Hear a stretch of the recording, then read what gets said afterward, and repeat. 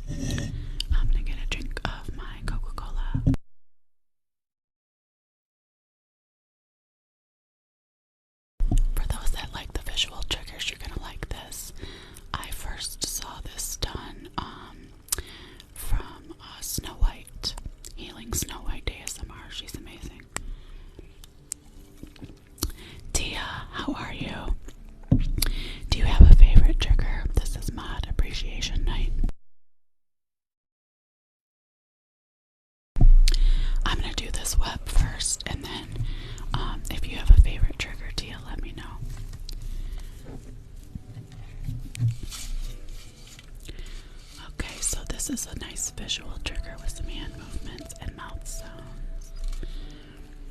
Hair brushing. Okay, yep, I'll do hair brushing.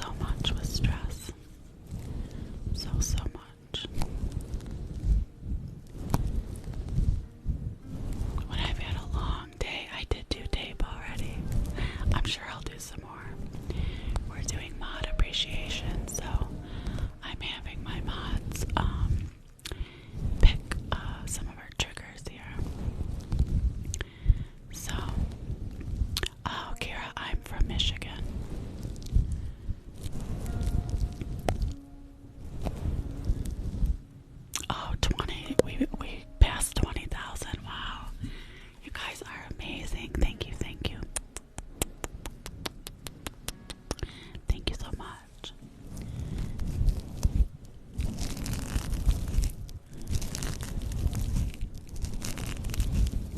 Oh, thank you, Jessica. That's my daughter's name.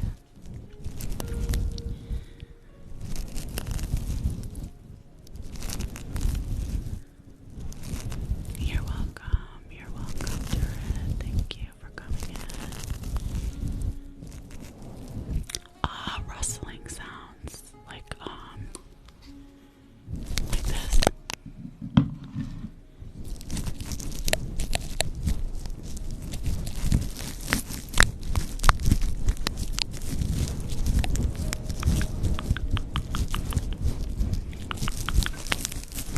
Or you mean rustling in my makeup bag?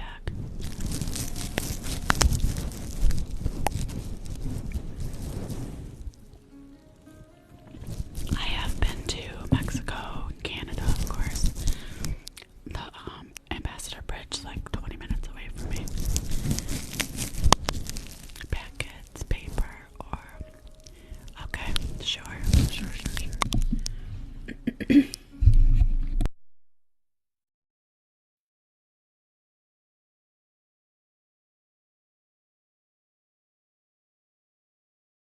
Okay, we're gonna. Hey, Amy, how are you? Everybody, give Amy a follow as well.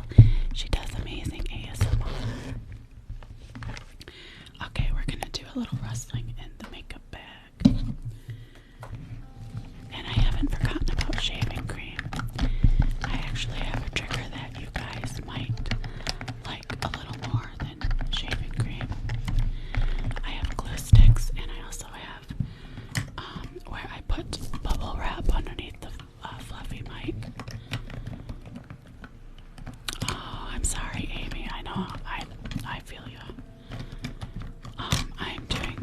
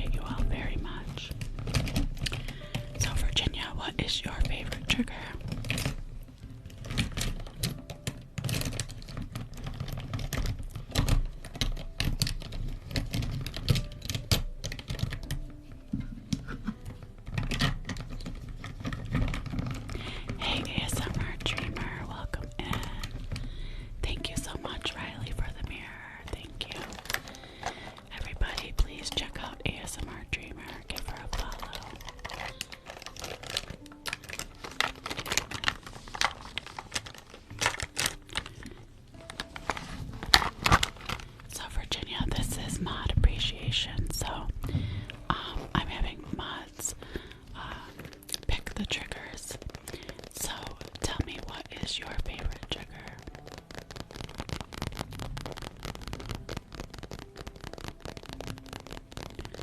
Oh, thank you, Riley.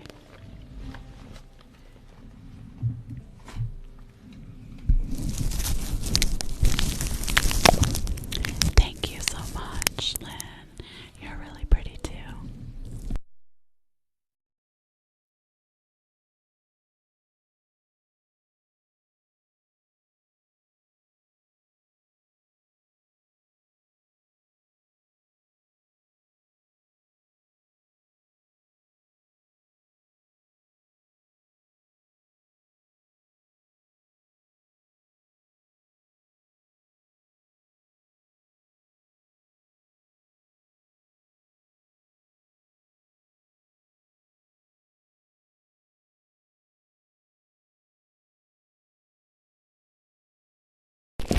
Okay.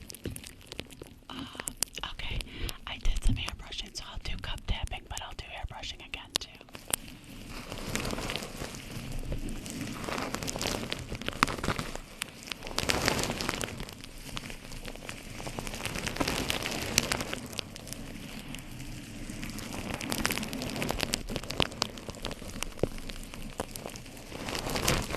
Thank you. You guys are the best. I love my mods.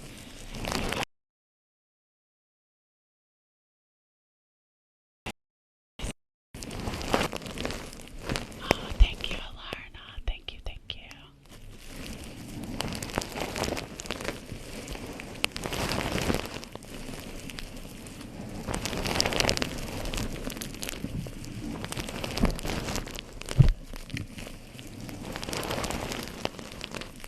Thank you, guys. Thank you so much.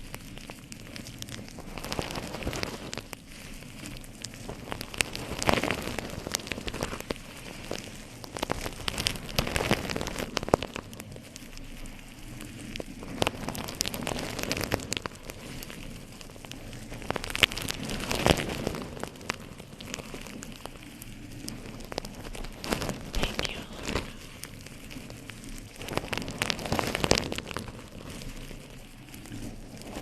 I couldn't do it without you guys, seriously.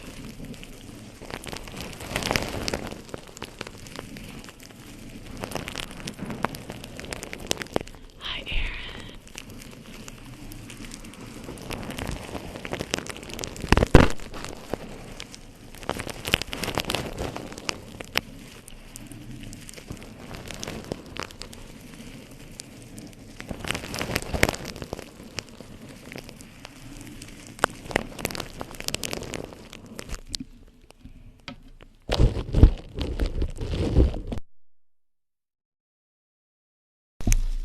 Oh, wow.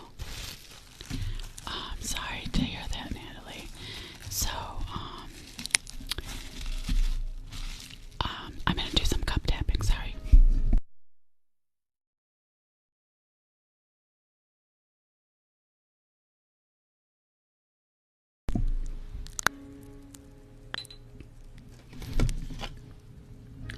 Do you like the plastic cup? Or, welcome back, Tia. Do you like the plastic cup or the ceramic cup more, Virginia? Or does it matter? Oh no, Tia.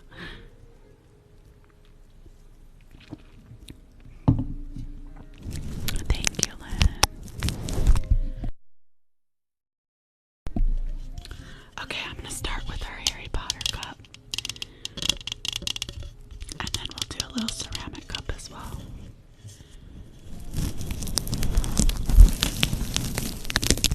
Hi, Maddie.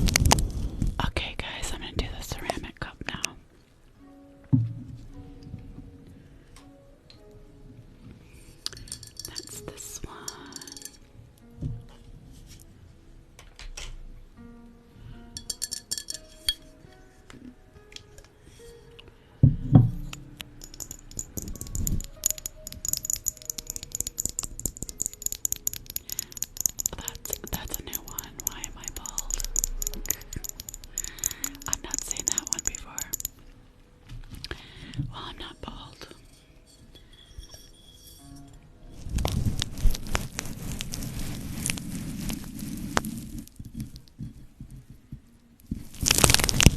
Oh, you're welcome, Virginia.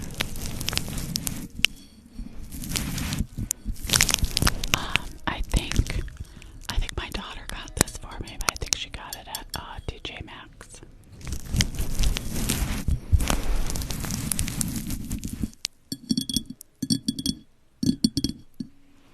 I don't have a clear glass cup with ridges.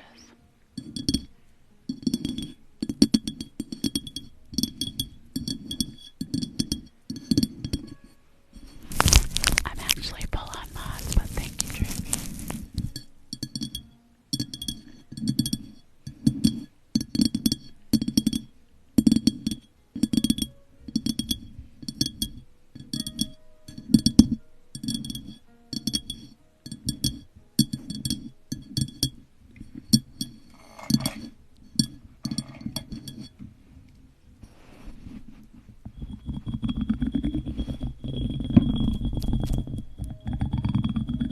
I just wanted to see how that would sound.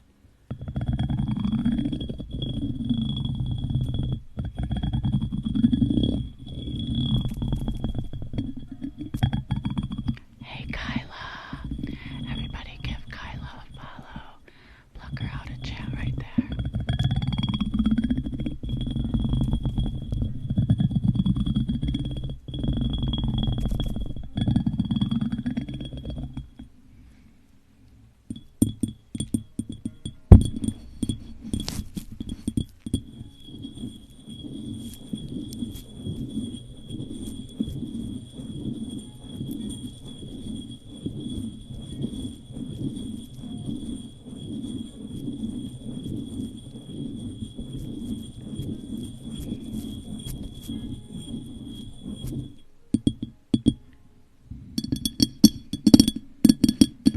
You're welcome, Megan.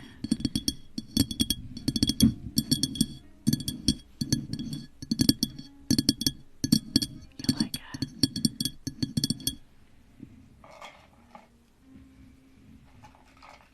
Let's try two.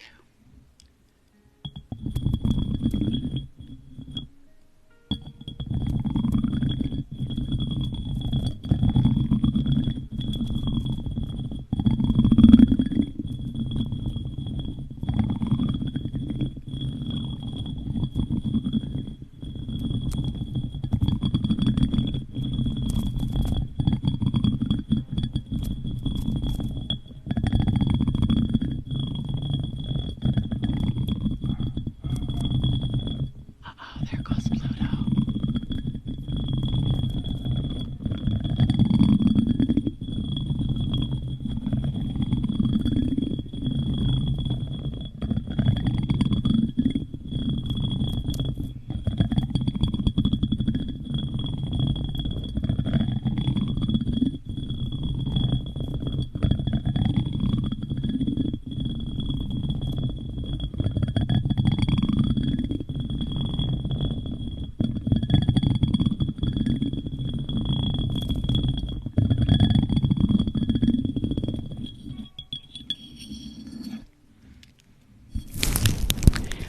Thank you very much, the lit Chris. I think I have a few creative ideas, but most of the triggers are I've seen other ASMR artists do them, so I can't take full credit for them. I try to put my own flair into things where I can. So, but thank you very much. Hi, Soph. Okay, mods, what are we doing next?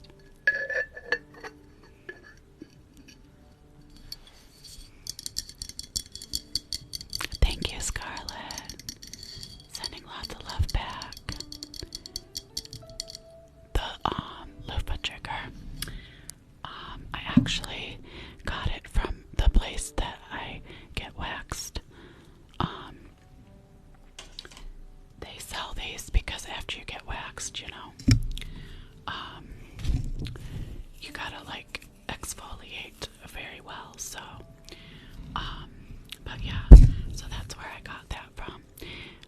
I'm sure you could just look around, maybe to Amazon. Hey, hey Nick, how are you? Okay, I'm gonna do some paper sounds for Alarna. And Nick, we're doing mod appreciation, so pick a trigger that would be your favorite.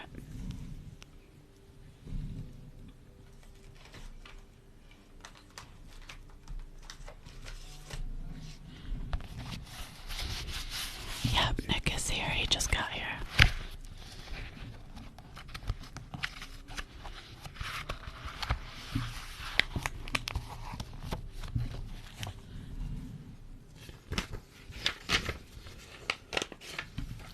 Hola.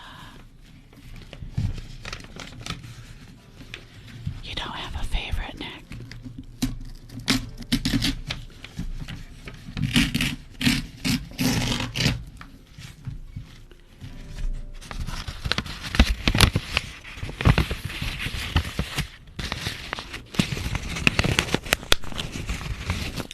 Oh yes, oh, more tape, okay.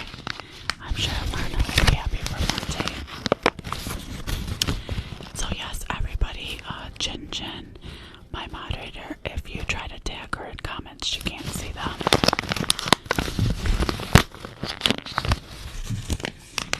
So just don't tag her if you want to say hi. And same for me, if you ever see me in a live, I can't see comments I'm tagged, and it's a weird glitch on TikTok. It's like I changed my name, and the same thing happened in Virginia, so.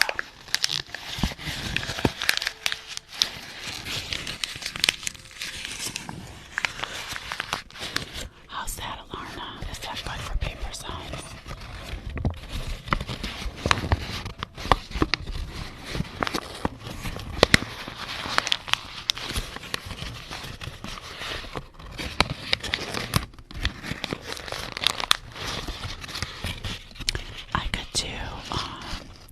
I could do the bees wrap, which has tape underneath.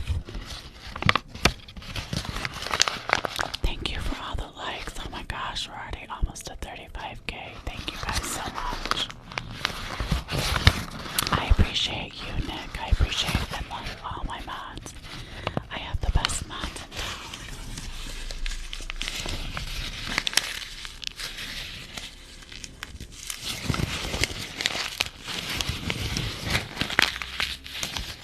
I can do a quick fishbowl.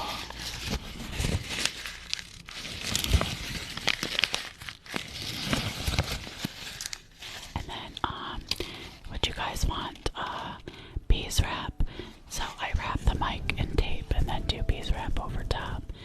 So it'll be lots of tape sounds too.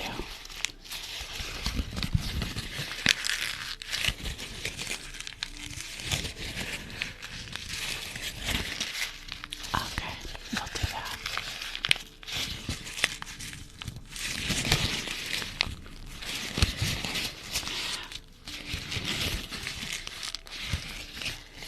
Okay.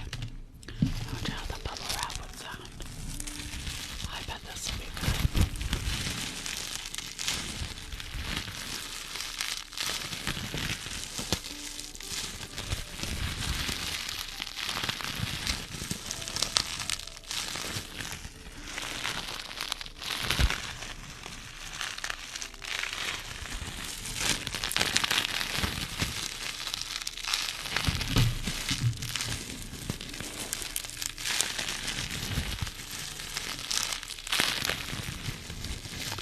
Jens, hello, beautiful queen. Guys, if you're not following Jen's ASMR, pick her out of chat and give her a follow.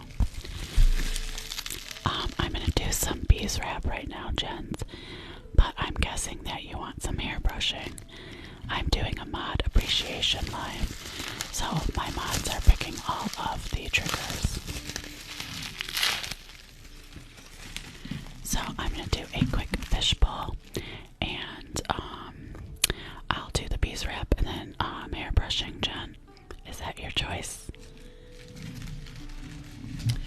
Moderators keep the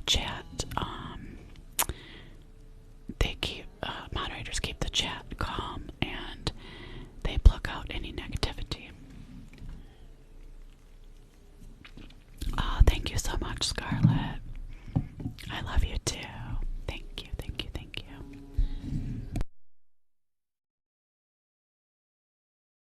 Okay, and also remember that Jin Jin, she cannot be tagged in comments just like me.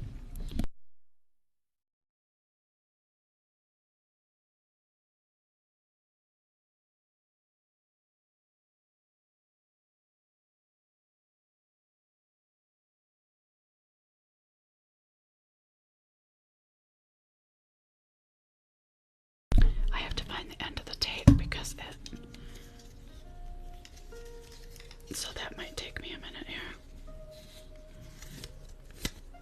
I'll try to give you guys some sound as I'm doing it.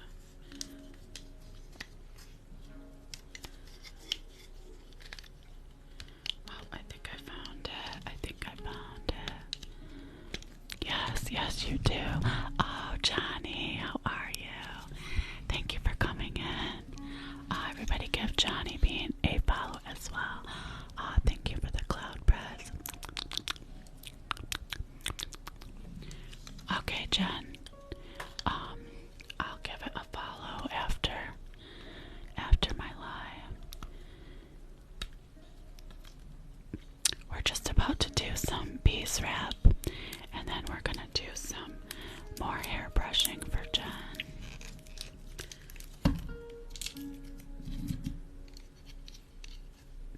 If I can get this tape going. Oh, thank you, Jen. Thank you, thank you, thank you, thank you.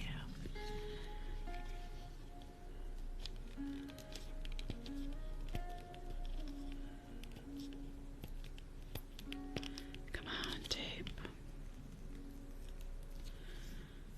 Oh, I'm not getting it. Here we go.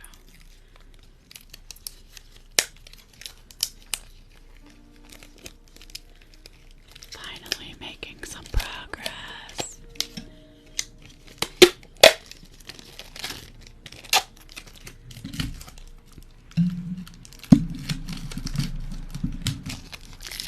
Okay.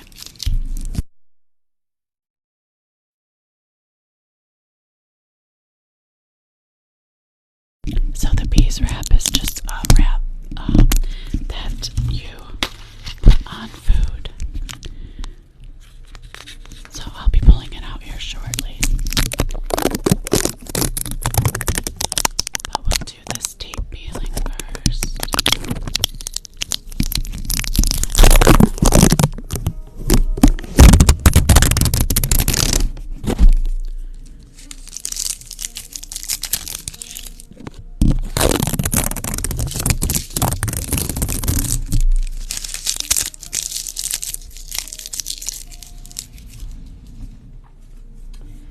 Okay, and somebody wanted a quick fishbowl. Hey daughter, how are you doing? Everybody, please give Mistletoe a follow as well.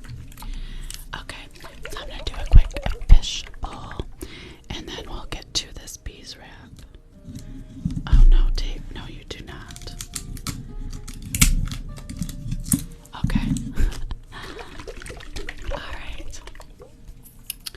Here we go.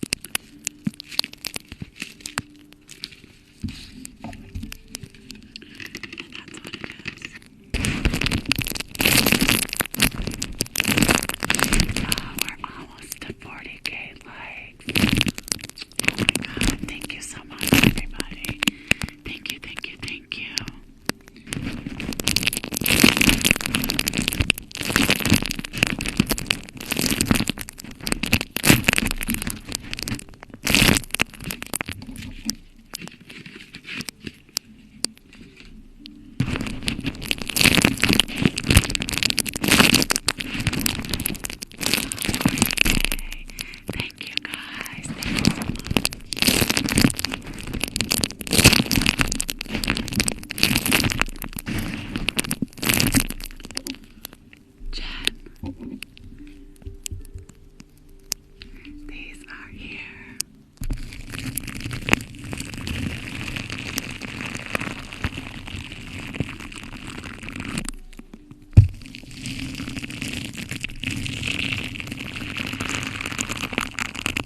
I love these so much. Thank you, thank you, thank you.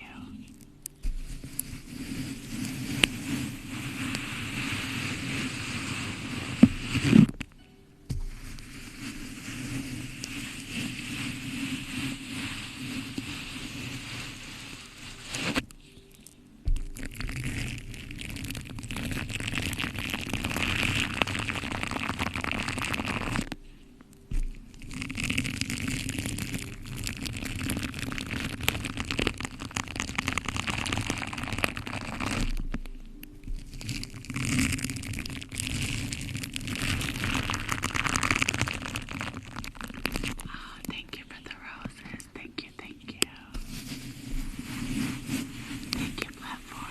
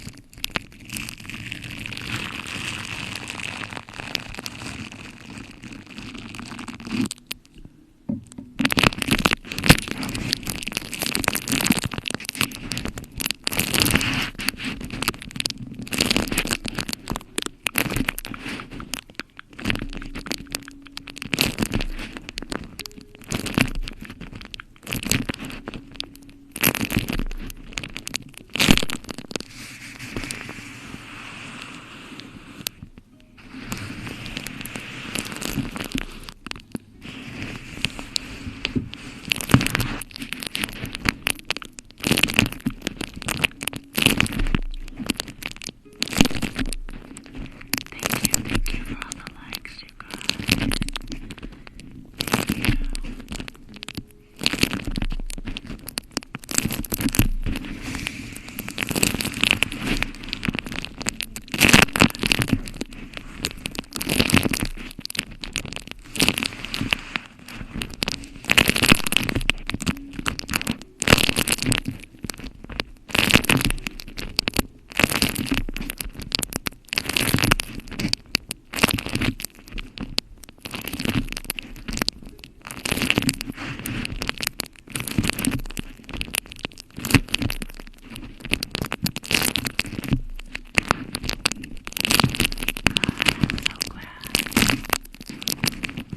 Thank you to all my mods. You guys are amazing.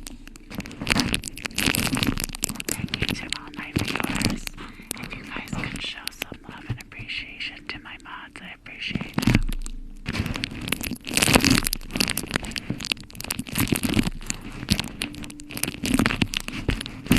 Oh, thank you for the rose, Electro. Thank you.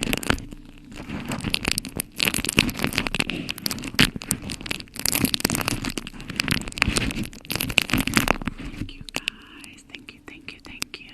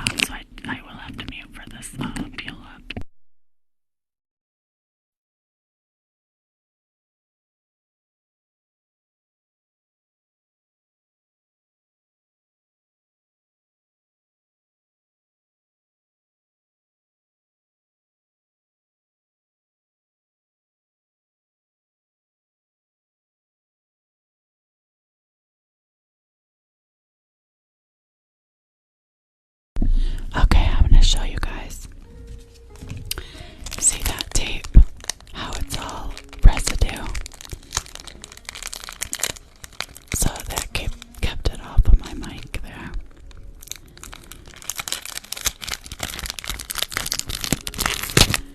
Okay, so now we're going to do some hair brushing for my beautiful ASMR sister, Jen. Jen's ASMR. She is right up here in this bubble. Give her a follow.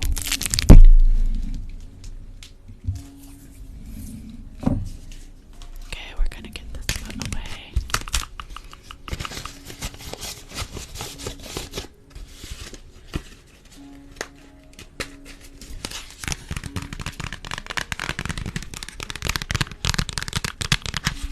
Thank you, Electro Flippers, for those roses. Thank you.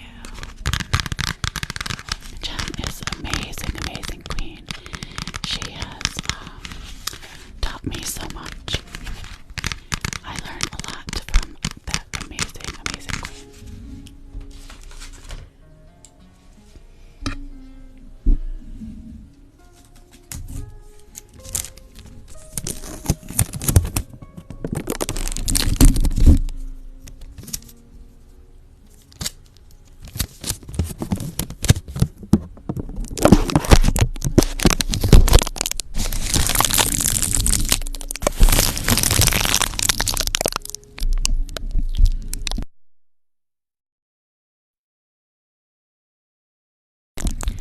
Okay, so let's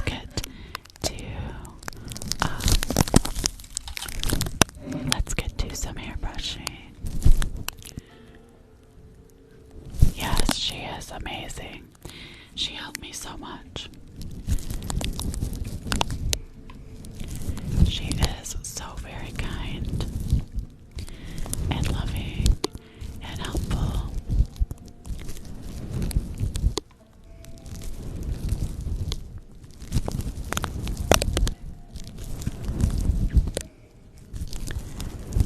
I love you too, Alarna. Thank you.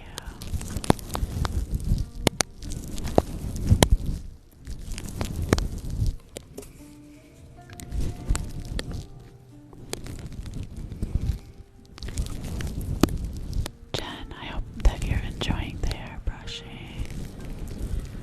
Aw, thank you, Alarna. You too.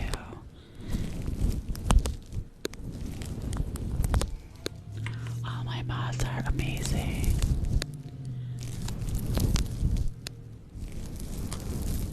Hey, Shortcake, how are you? Welcome in, everybody. Please give my good friend Shortcake ASMR a follow as well. She is amazing. I'm full on mods now. I was gonna make you a mod.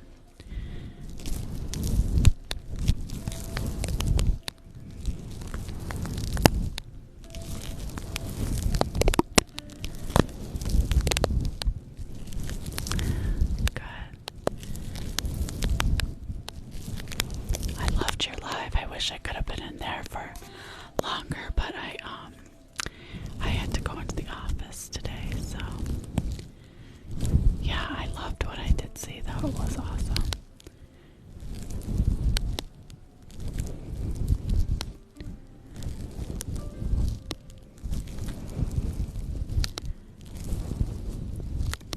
Hi Kenya, how are you?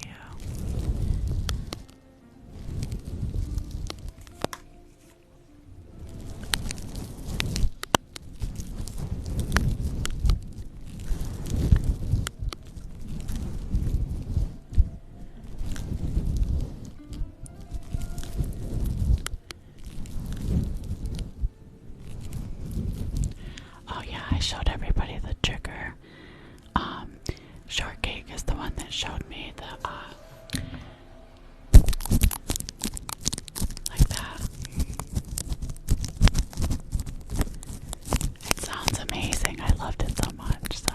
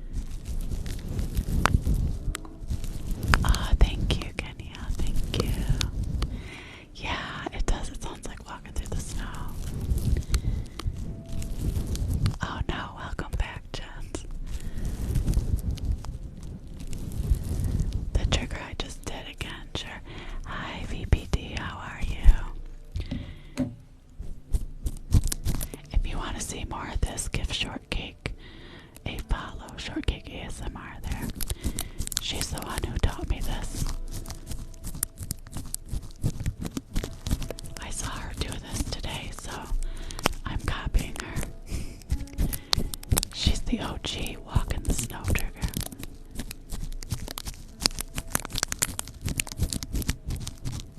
Thank you, Kenya.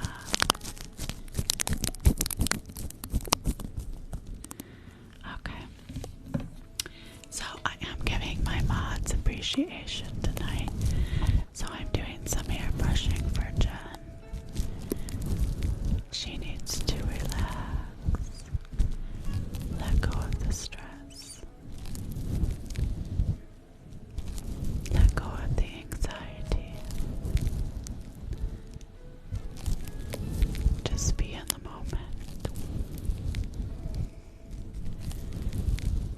Snuggle up with Maxie.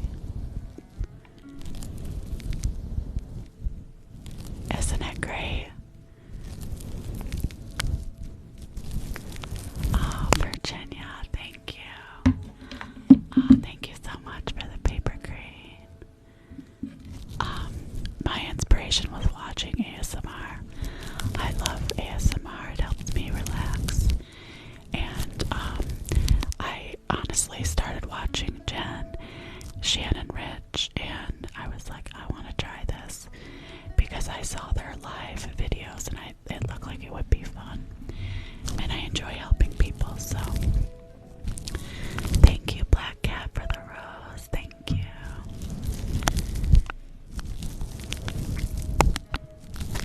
Oh, Virginia, thank you so much. Thank you. So I just like, I enjoy helping people, so I thought I would give it a try. And here I am.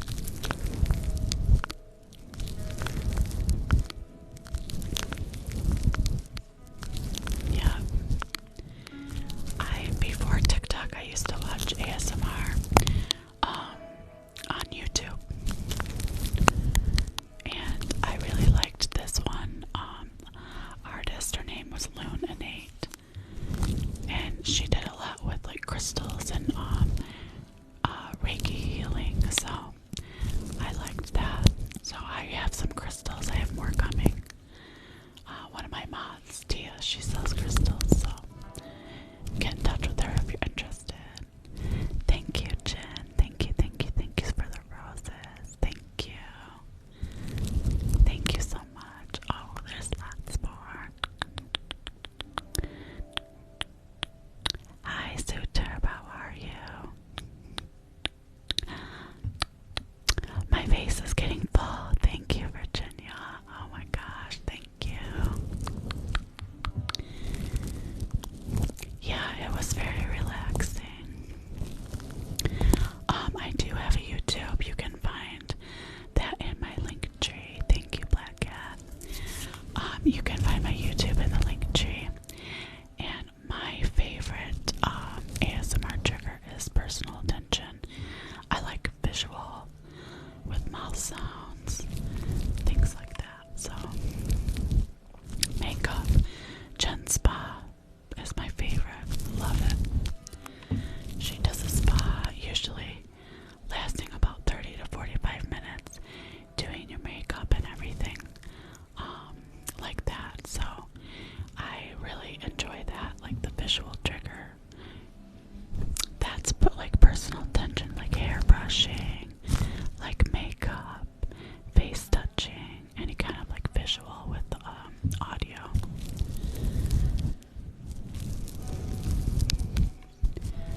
Yeah, it's so relaxing. Hey, Mystery. If you guys are not already following Mystery, please give Mystery Box Guru a follow.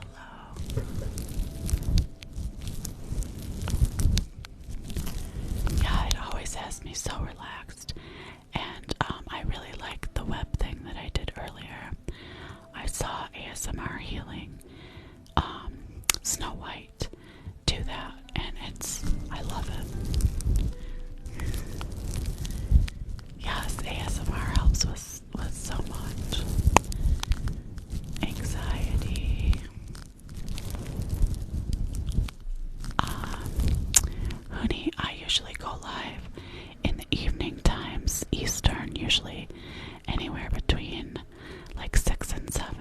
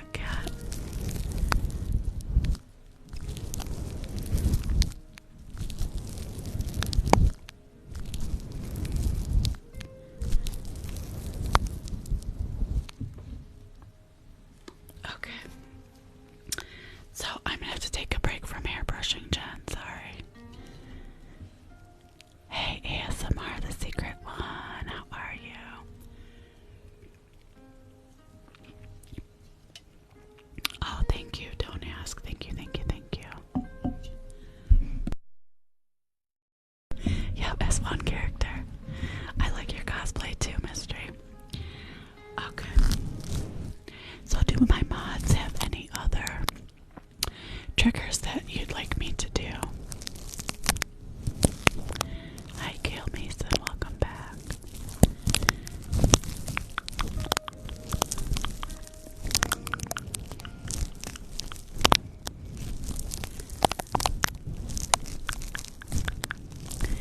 Face touching, sure.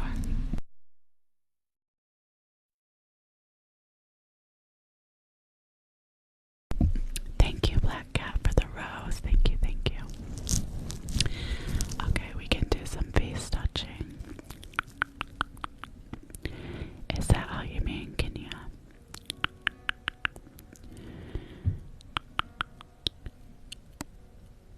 Yes, I watch Moonlight. I love Moonlight Whispers as well. Oh, good, Nick.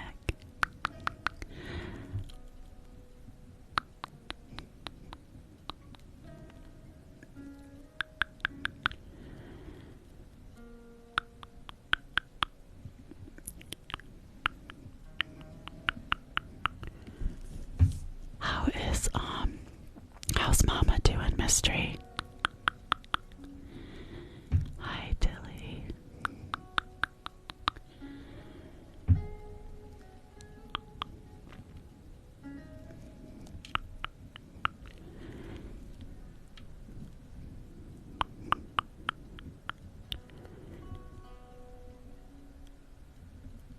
Oh, Black Cat, yeah.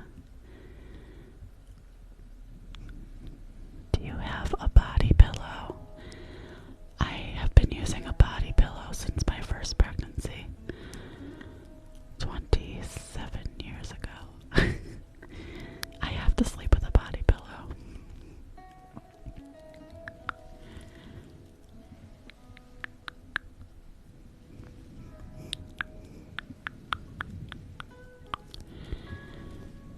Good, yeah, that's good. Good husband.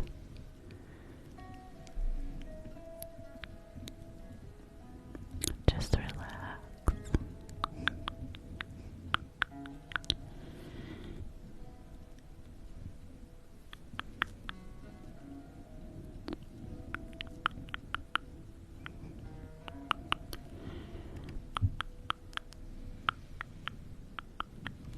Okay, if you guys like that visual trigger, I am going to. Oh, yeah. I used to be a belly sleeper.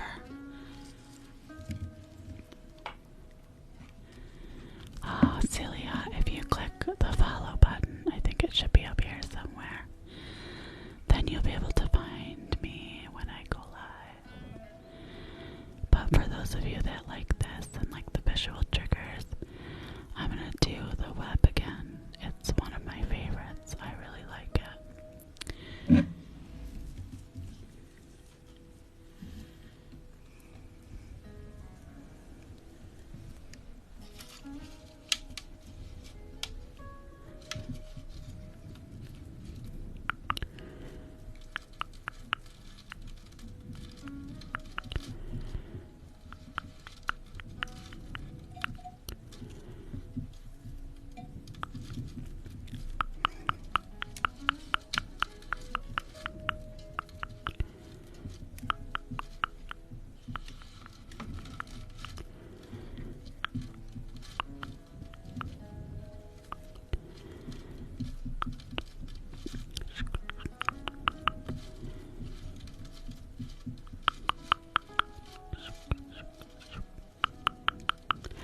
Oh yeah, Jens, I'm gonna show you what I have here. So all I have, this is like basically an unwrapped loofah. I bought it like this though. So I just drape it over like that. So it doesn't get stuck. I just pull it. And I saw ASMR Healing Snow White do that, and I absolutely loved it. So yeah, it was a wig cap. I thought it was fishnet stockings. I thought it was like tights.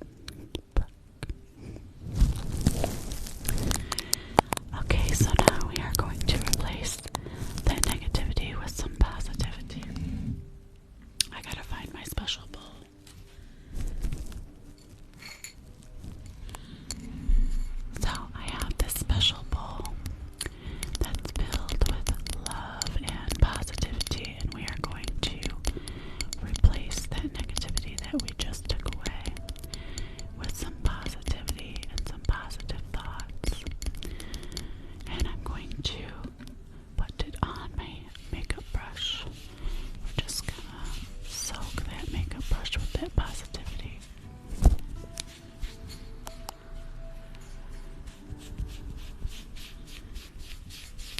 I can hear it filling up.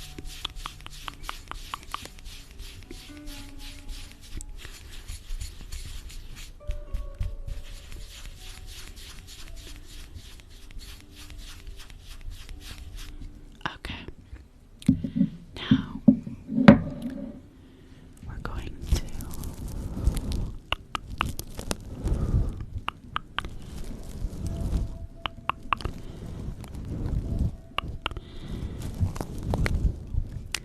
fill you with positivity and positive thoughts of self-love,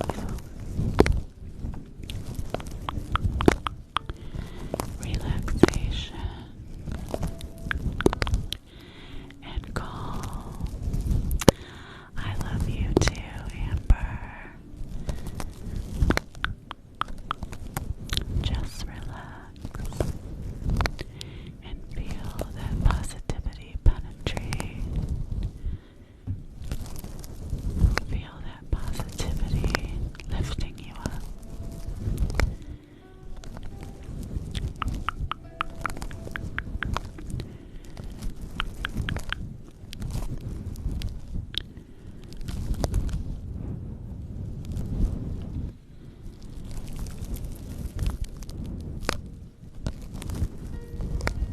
Okay, I hope you guys feel better.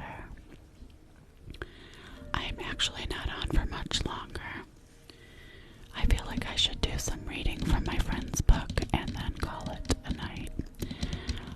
If my mods do not mind, unless they have another request. But I have another chapter I will read from my friend's book.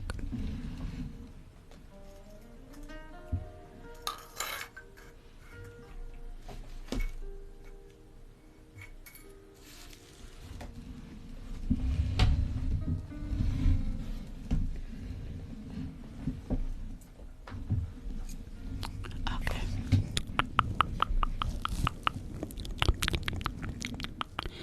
It is almost 8 p.m. where I'm at. And I need to go and hang out with the hubby. I don't know.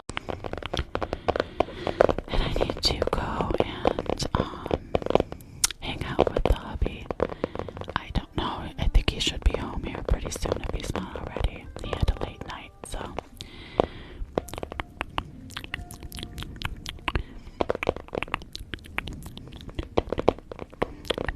So I'm going to read the next chapter. I've been reading this pretty much in all of my lives. It's called Rust and Blood. It's by J.T. Barr, a good friend of mine from college. He wrote this book and got it published. You can find it on Amazon if you're interested in purchasing it. It does come in paperback, but I'm just nerdy. I like the hardcover, so. Where you live, it's 5:48. Oh, okay, p.m. My favorite ASMR trigger is probably, like I said, the spa makeup. Jen's ASMR does an amazing spa. That's probably my favorite.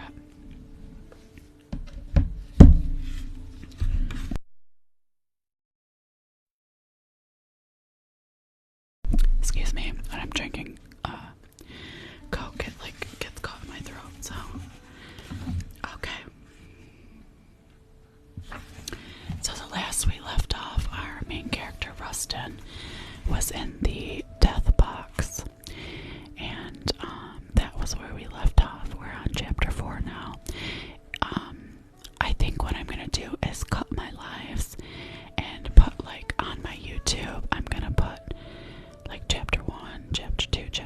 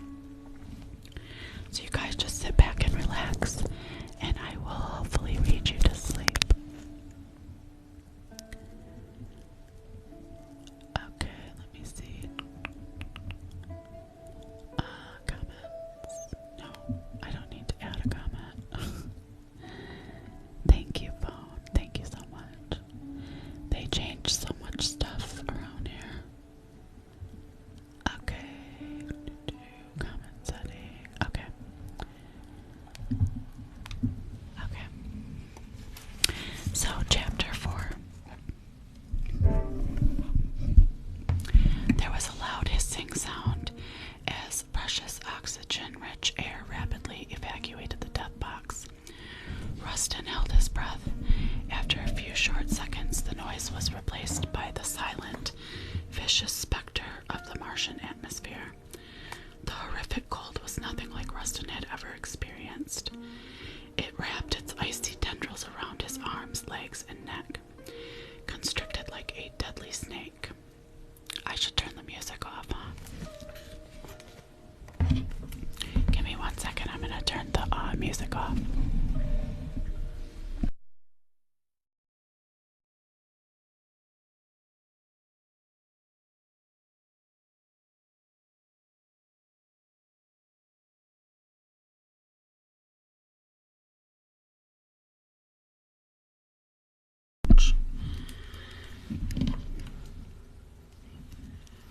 Okay, thank you. Sorry about that.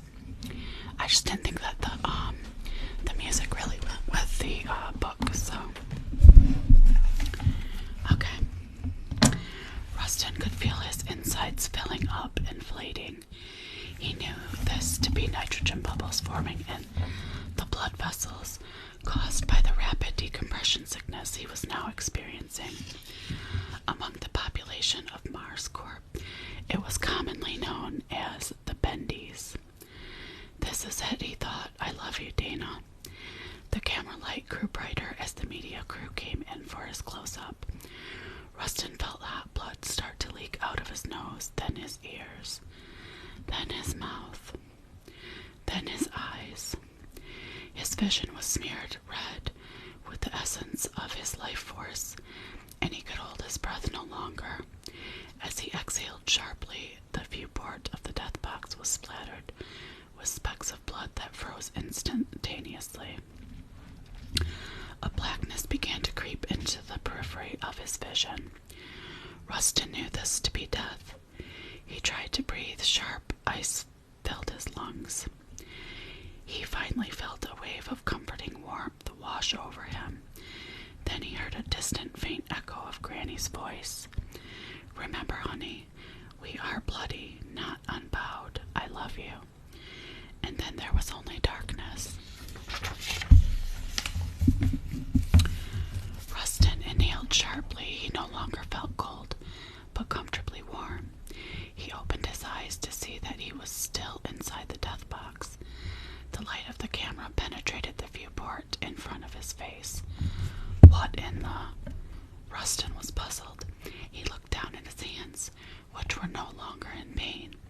They looked completely healed, as if the bones in both of his hands hadn't been shattered less than an hour before. His broken left arm was no longer hurting either. He heard frantic voices outside of the death box. Rustin peered outside to see the media crew and Captain Shiraka staring through the viewport incredulously. They looked like they'd just seen a ghost. Rustin then realized that he was somehow breathing the Martian air. This makes no sense, he thought. Mars' atmosphere is barely thicker than vacuum and almost entirely carbon dioxide. How am I alive right now? Rustin punched the inside wall of the death box. His fist left a large dent in the iron paneling. Noticing this, he began to punch again and again with all his strength and fury. It wasn't long until he punched a hole through the metal, and a shaft of dusty light peered through. With his bare hands, he grabbed the edges of the hole in the iron and began to push it outward. Surprisingly, it had the same malleability as a tin can. Rustin stepped out of the torn, open, upright death box. The media crew, troopers, and Captain Shiraka all took several steps back. In their enviro suits, they stood in a stark contrast to Rustin, who was still only dressed in his underwear. "What the fuck?" he exclaimed. "How is he doing that?" asked one of the media crew. "I don't fucking know," said Captain Shiraka. "Just open fire." The troopers drew their holstered XP2 Gauss pistols and pointed them at Rustin. The scared men exchanged quick, fearful glances with one another. They hesitated. "Fucking fire," screamed Captain Shiraka. There were several quick flashes flashes of blue light as the troopers fired. The Gauss weapons hurled magnetized projectiles toward Rustin's chest and neck, which all cut through flesh and bone. He felt several sharp impacts in his body and saw the misting of blood into the frigid air. The blood instantly turned into crimson snow, gently falling down toward the regolith. Rustin felt the warm flow of blood down his neck and chest. He looked down to see several small holes in his body. Then he collapsed and saw the familiar blackness of death once more. Rustin inhaled sharply. He opened his eyes to see the reddish color of the Martian sky above. He stood up from the regolith and again saw the media crew, troopers, and Captain Shiraka standing there before him. The camera light was still pointed at Rustin. He instinctively knew what to do. "You can't kill me, and you can't kill the revolution," Rustin yelled to the camera in the sective detail. "We are bloody but unbowed." Then he brought his right hand in a fist to his heart in the familiar salute of the Second Rebellion 3 decades prior. This time Captain Shiraka said nothing, his eyes wide in terror. The troopers did not fire. Instead, they ran. One trooper dropped his XP2 Gauss pistol as he ran. Rustin casually approached it and picked it up. He did not think of shooting at the fleeing group. Instead, he stood there in quiet, transcendent awe as he watched the men re-enter the base node, burdened with their envirosuits that protected them against the certain death of exposure. It was a very strange feeling for Rustin to know that he was somehow alive without such a suit. Here I am, he thought. Here I am, standing on the surface, breathing the Martian air alive. He had to repeat this mantra in his mind several times before he snapped out of his trance-like state. Rustin looked around and saw the 4 other death boxes in a neat row next to his. He walked to the closest one. Inside was the young, dead, bloody face of Maricela Mendez. Her countenance was contorted in an expression of agony. Rustin knew her death was excruciating because he'd just experienced it himself. He immediately felt a tremendous surge of respect toward this teenage girl. She'd survived lung cancer. She'd constructed an illegal radio with scrap parts, and she'd contacted the Free State, who managed to smuggle seditious literature into Zeta Base. She was bloody but unbowed. Though Rustin wanted to bury the bodies of his fallen comrades, he knew more sective troopers would be arriving shortly. There simply was no time. He again saluted in the rebel style, bowed his head in deep respect, and turned to head back toward the main exterior node of Zeta Base. Upon re-entering the base, Rustin was met with a scene of chaos. The guard that was usually posted by the main node was busy wrestling with a couple of workers, 1 man and 1 woman. Rustin watched as they wrenched the baton out of the guard's grasp and began to beat him mercilessly with it. The battered guard fell on the floor, bloody and unconscious, and the 2 workers looked toward Rustin. He recognized Avina Roharth, wife of the recently executed Jacob and Logan Williams, Dr. Patel's boyfriend, and one of Dana's co-workers in the sective dispatch office.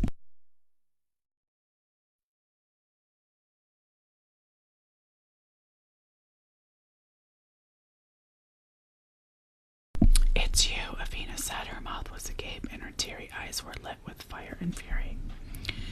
"I can't believe it," Logan said. "What you did on TV." "Look," Rustin interrupted. "I don't know what the hell that was. I'm just as confused as you." Then he remembered the glowing red cube in the carbon dioxide ice core. Rustin somehow knew the strange artifact was the cause of his newfound abilities. He decided to make no comment on that bizarre event. He knew it wouldn't provide any answers. Everyone saw it on TV in the mess hall, Avina said. You just started a revolt. What's going on? Rustin asked. We started going for sective troopers, attacking them, killing them.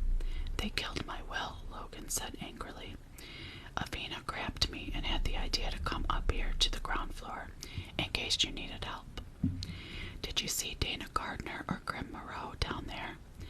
I didn't see Grim, but I saw Dana, Avina said.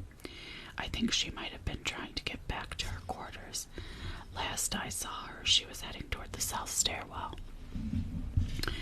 Rustin realized that Avina was probably right. Dana would have gone toward the north stairwell if she had been headed to the sective dispatch office for her scheduled shift that morning. Of course she's not going to work, he thought. There's a revolt happening. As for Grim, Rustin remembered that he was out on a ranging patrol at the moment. I need to find Dana, he conveyed to the two workers. We'll help you find her, Avina said. We're with you all the way, man, Logan said. He smacked the baton into his palm, ready for action. Rustin tightened his grip on the XP2. Let's go. They hurried down the corridor, running past a few workers in red jumpsuits that were trying to break open the door to the armory. As Rustin ran by, the workers momentarily stopped and stared at him in awe. In their shocked stares, they seemed as if they were looking upon some kind of god who'd come down from the heavens. The trio reached the south stairwell and headed down. Once they reached sublevel 4, they found Dana's residential sector. In the corridor leading to her quarters, there were people frantically running from room to room, talking wildly and planning for what was to come. They held makeshift weapons, sharpened shanks, iron pipes taken from bed frames, frying pans, chef knives, even dinner cutlery. Since workers were banned from possessing firearms, they had to improvise. Some prepared barricades in their rooms, preferring to hide away in the hope of staying safe. They reached Dana's room. Her door was open. Dana was kneeling down on the concrete floor, retrieving something from underneath her bed. She spun up toward the three workers, holding a long, sharp iron shank in her right hand. Her teeth were bared, and she was poised to strike. And then she recognized Rustin. The shank clinked to the floor. Dana's verdant eyes teared up like morning dew on grass. Rustin, she exclaimed, then threw her arms around him and began to sob. It's okay, he said. I'm okay. He tightened his hug around her. She pulled her head back from his chest and looked into his eyes. What happened out there? I don't know. I just remember blacking out, then waking up. Then they shot you. I watched you die, Dana quivered. I saw it. She ran her hands across his chest, which, though stained with dried blood, was totally free of holes or lacerations. I feel fine, Rustin admitted. How the hell are you alive right now? Dana asked incredulously. You weren't even wearing an envirosuit. This doesn't make sense. You're right, it doesn't, Avina interrupted, but it doesn't matter. What matters is this. Like you, I've had enough. Mars Corp killed my son. They killed my husband. They've destroyed my entire world. I'm angry and I'm going to make them pay. And that's how most of us feel, Logan snapped. They just killed my beloved Will. Mars Corp went too far today. 5 executions in one day, and one a 14-year-old girl. This has been coming for a very long time, said Rustin. He looked at Dana. And it's more important than whatever is happening to me right now. Dana nodded. She hugged him once more. So, Logan said, what's the plan? The plan, Avina said, is to take Zeta Base. Take what's ours. We already have enough momentum. The group nodded in unison. We should start with the armory on the ground Rustin said. We can help the workers that were trying to break in up there. Good idea, Avina agreed. We won't get far without weapons. Rustin looked down at his mostly nude body. I should probably put on more clothes first. First your headquarters, then the armory, Dana suggested.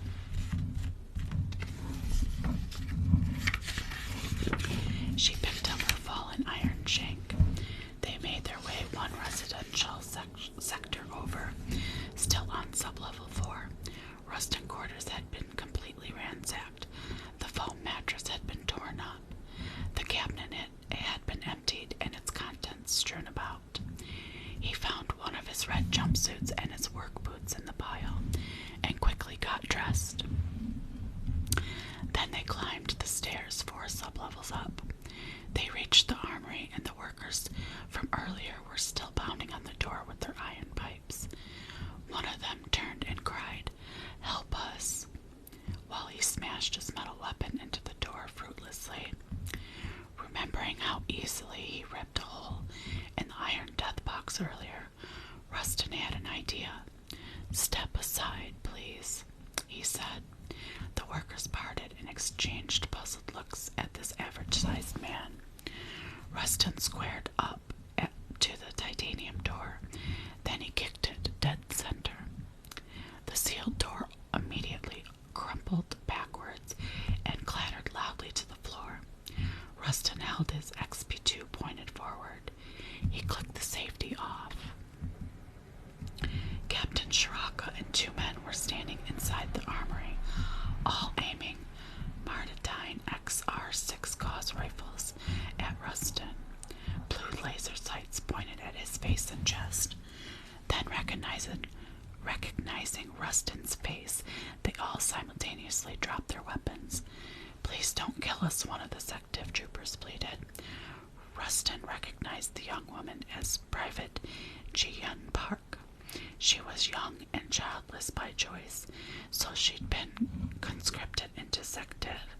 "I never wanted this job anyway." "I want to join you, please," the trooper said. He got down on his knees and clasped his hands together. It was Corporal Tom Haruki, a middle-aged trooper who'd lost his wife and 2-year-old son in a murder-suicide a few years back. Rustin remembered his wife Kira's empty, despondent countenance in the days right before she snapped and killed her son, then herself.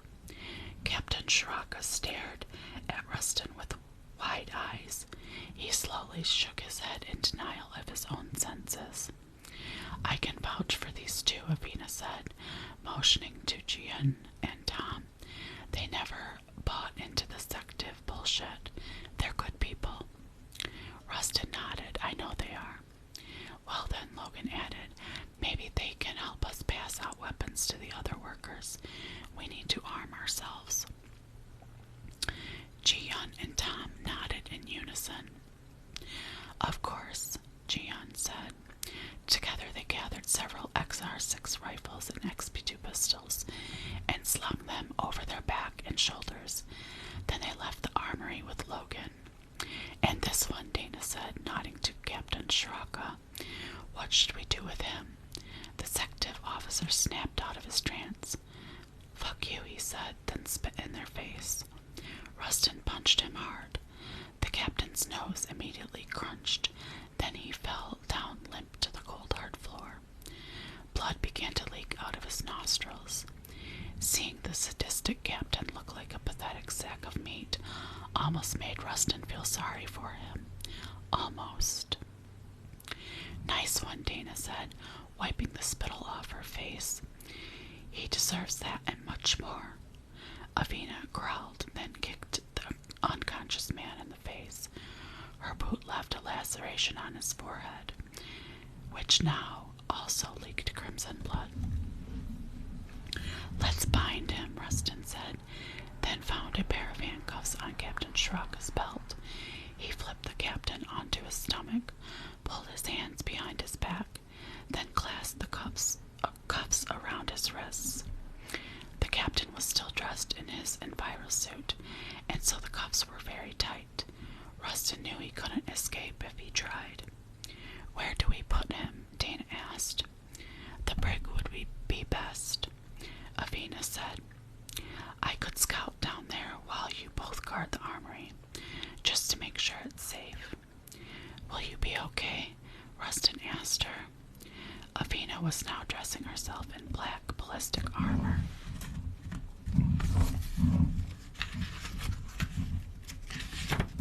From one of the armory shelves, she loaded a magazine into the XR6 and pulled back the charging handle, loading a projectile into the chamber. "I will," she said. And Rustin knew she would. "Okay," he said, "we'll hold the fort here." Then Avina was off to sub-level 1. Rustin and Dana both donned ballistic armor of their own. The durable armor was strong, light, and thin enough to fit under an Envira suit. Then they both equipped an XR6 with several magazines of ammunition. The XR6 Gauss rifle, manufactured by Mardiadine Industries, was the most advanced assault rifle in common use on Mars. The 12mm projectiles were propelled magnetically at speeds higher than any conventional ballistic rounds and were much more accurate. It had a sturdy construction of high-quality aluminum alloy and composite polymer, a high-capacity box battery, a laser sight, and a 3.5 times magnification infrared scope. Rustin knew he was holding an efficient killing machine in his hands.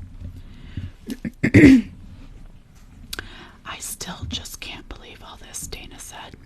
"How are you breathing out there?" "I don't know. I could just breathe. It defies logic." "Is there anything that could have caused this?" Dana asked. Her green eyes glossed over the red cube. "Rustin." Rustin began, then paused. He took a deep breath. "A couple days ago, I think I found something inside one of the CO2 ice cores at work. Something happened." "Something?" Dana was puzzled. "What do you mean, something?"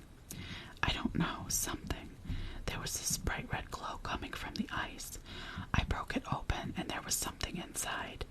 I kinda passed out." Dana just stared at him, her brows furrowed. "I remember a little perfectly shaped cube," Rustin explained. "It was glowing really bright red. I grabbed it." "You what?" Rustin stammered. "I don't know why. I just did. Then I felt a sharp prick in my hand and the cube was gone. Then I passed out."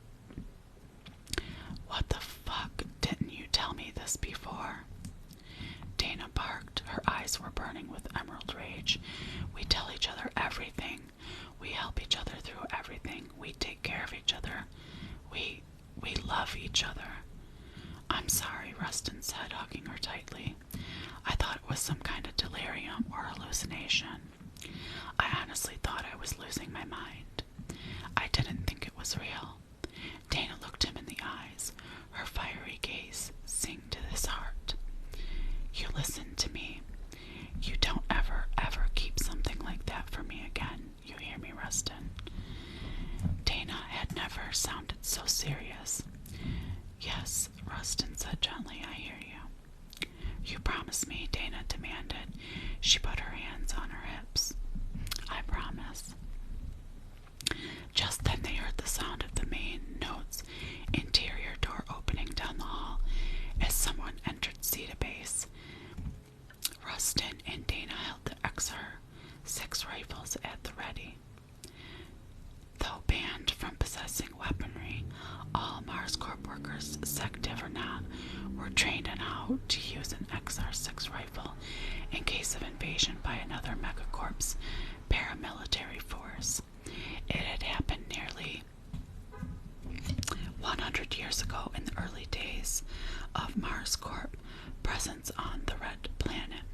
The now extinct Ares Coalition, a large mining-focused conglomerate, invaded the then new Alpha Base. The Coalition had killed and captured over 200 people in the base before mercenary reinforcements from Mardiadine showed up. It proved an expensive lesson for Mars Corp.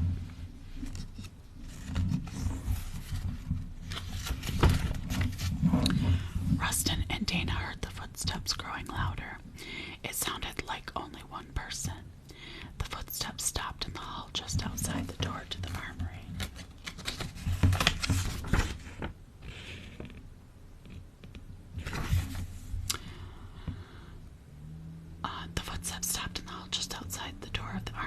A familiar voice called out, "Anyone in there?" Rustin had never been so happy to hear Grim. He bounded out of the armory and saw Grim standing there in the corridor. Grim was pointing his XP2 pistol at Rustin. Grim's eyes met Rustin's, then he holstered his weapon and embraced his friend.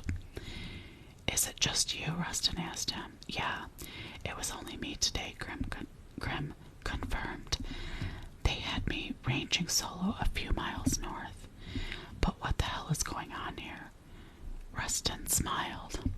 "I have some strange things to tell you." And that is the end of chapter 4. I'll turn the comments back on.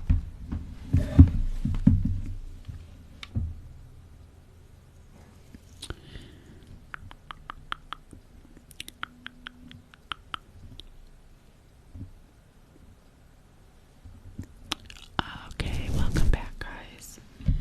Thank you so much for coming in today.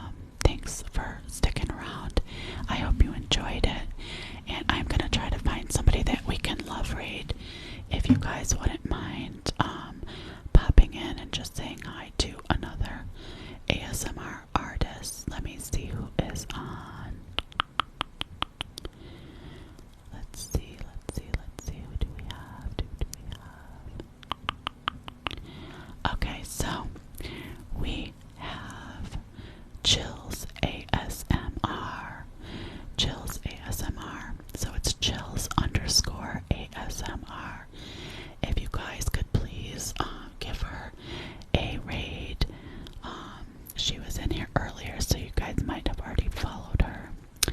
But it is Chills underscore ASMR. Oh, that's okay, Tia. Hi.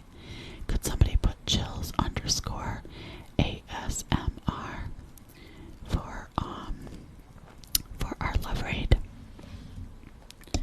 in the chat? I would appreciate it. Thank you, thank you, thank you so much. Okay, guys, if you could please go over to Chills ASMR and love raid her and tell her that Cosmic sent you. Give her some love. I would appreciate it very, very much. Again, love you guys. Thank you so much. I'll see you over there. Oh, yes, sorry, Mistletoe. I've been on for a long time. I didn't intend to be on for so long. But, yes, so I have to go.